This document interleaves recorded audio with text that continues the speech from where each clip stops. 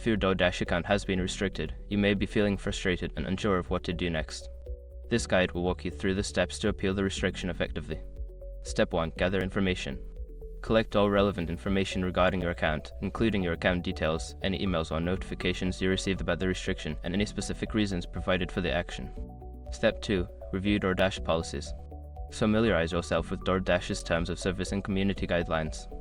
Understanding the rules will help you identify if there was a misunderstanding or if you may have inadvertently violated any policies. Step 3. Contact customer support. Reach out to DoorDash customer support through the app or website. Use the help section to find the appropriate contact method, whether it's through chat, email, or phone. Clearly explain your situation and express your desire to appeal the restriction. Step 4. Submit a formal appeal. If instructed by customer support, submit a formal appeal. Include all gathered information, your account details, and a respectful explanation of why you believe the restriction should be lifted. Be concise and professional in your communication.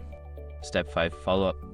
After submitting your appeal, monitor your email for any responses from DoorDash.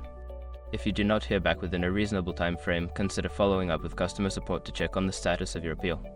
In conclusion, appealing an account restriction on DoorDash requires careful preparation and clear communication.